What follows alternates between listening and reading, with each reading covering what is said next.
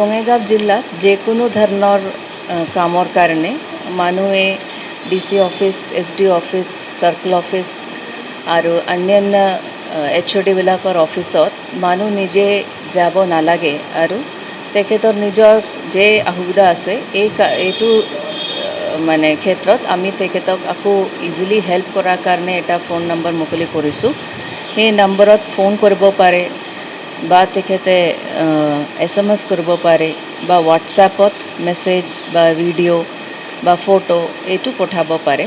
যিকোনো টাইমত দিনে ৰাতি কৰিব পাৰে, আমি ইমিডিয়েটলি ৰেছপণ্ড কৰিম।